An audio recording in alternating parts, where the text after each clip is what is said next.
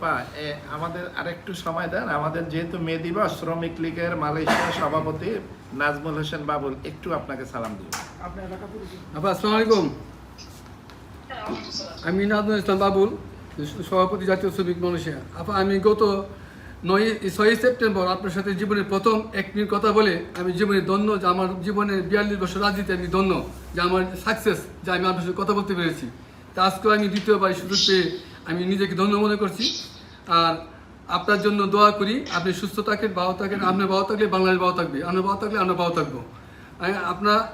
আপনি গত 6 সেপ্টেম্বর আমাদেরকে বলেছিলেন যে তোমরা যেটুকু পারো তোমাদের পক্ষে থেকে তোমার এলাকার আমার তৃণমূল নেতাদেরকে সাহায্য করবা। আমরা সেইটা মাথায় রেখে আমাদের এলাকার প্রত্যেকটা তৃণমূল পর্যায়ের নেতাকর্মী আজকে যে কত অসহায় অবস্থা আছে, কত দূর অবস্থায় আছে, কত কষ্ট করতেছে, সেটা মাথায় রেখে আমরা তাদেরকে সাহায্য করতেছি। আর যারা আজকে আমার এলাকার কথা বলি, আজকে দেখেন আমি এলাকায় যেতে পারি না, কারণ আমি অর্থদাতা হিসাবে আমাকে তারা চিহ্নিত করেছে। গত 2টা নির্বাচন গেছে আমার এলাকায়, উপনির্বাচন, যেমন অধ্যক্ষ শাহজাহান সাজু ভাই, এবং জাতীয় নির্বাচন আমাদের মইনুদ্দিন মঈন ভাই, উপজেলা নির্বাচন আমাদের শের আলম। তাদের 3জনকে আমি প্রত্যক্ষ পরোক্ষভাবে এলাকায় গিয়ে প্রত্যেকটা ইউনিয়নে মিটিং মিছিল করে বিজয় অর্জন করেছি, প্রত্যেকে ফাঁস করছে। যার ফলে আমাকে আজকে অর্থদাতা হিসাবে আমি এলাকায় যেতে পারি না, আমার মামলা মোকদ্দমা বিভিন্ন হুমকি। আমরা এগুলো পরোয়া করি না, আমরা বঙ্গবন্ধু রাজনীতি করি। আমরা প্রবাসী থেকে, আমরা যেমন দেশে থেকে কোনো দল বিবেচনা না করে সবাইকে সাহায্য করেছেন, সবাইকে সহায়তা করেছেন, সবাইকে গর্ব দিয়েছেন, সবাইকে আপনি বিভিন্ন ভাতা দিয়েছেন। আমরা প্রবাসী থেকে যারা এখানে আসি, আমরা প্রবাসী থেকে গত 15 বছরে মালয়েশিয়া যত শ্রমিক অসহায় আছে, রাস্তায় পড়ে আছে অসুস্থ অবস্থায়, তাদেরকে বাসায় নিয়ে চিকিৎসা করে, হাসপাতালে চিকিৎসা করে বাসায় রেখে আমরা দেশে পাঠিয়েছি।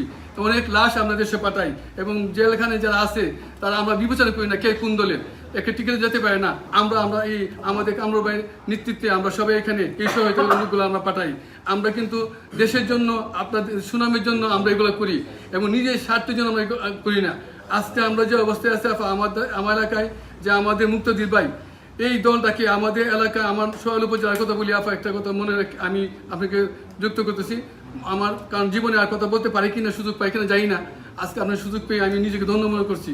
আমার এলাকায় মনে করেন যে এই আমাদের বদর কাদের ভাই, যে মুক্তাদি ভাই, উনি আমার এলাকার সভাপতি হইয়া প্রত্যেকটা ইউনিয়নে, প্রত্যেকটা উপজেলায় নিজের মন মনে করার মতে একটা লোক উনি সভাপতি বানিয়ে রাখছে। যেমন আমার এলাকায় 15 বছর পর্যন্ত একজন আহ্বায়ক ছিলেন নাজমুল ইসলাম, গত 15 বছর পর্যন্ত কোনো কমিটি করে নাই। 3 বছর একটা সম্মেলনের মাধ্যমে কমিটি করছে, কইটা 3 জনের নাম ঘোষণা করছে, ওনাকে আবার সভাপতি বানাইছে। উনি 15 বছরে 15টা মিটিং করে নাই, কোনো এলাকায় একটা লোককে সাহায্য করে নাই।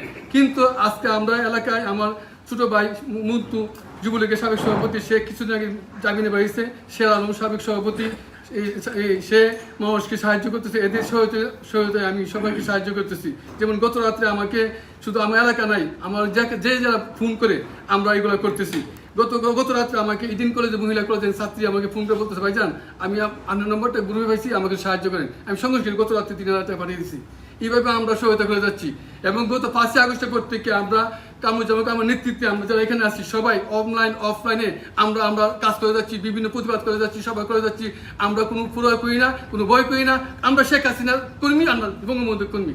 সেই জন্য আপনাকে দীর্ঘায়ু সুস্বাস্থ্য কামনা করে আমি দোয়া করি, আপনি দীর্ঘ সুস্থ কামনা করছি, যাতে আমরা ভবিষ্যতে আপনাকে নেতৃত্বে আমরা আবার ঘুরে দাঁড়াবো। আশা করি আপনি আবার সেই তৃণমূল পর্যায়ের নেতাদেরকে মূল্যায়ন করবেন, সে আশা রেখে জয় বাংলা, জয় বঙ্গবন্ধু।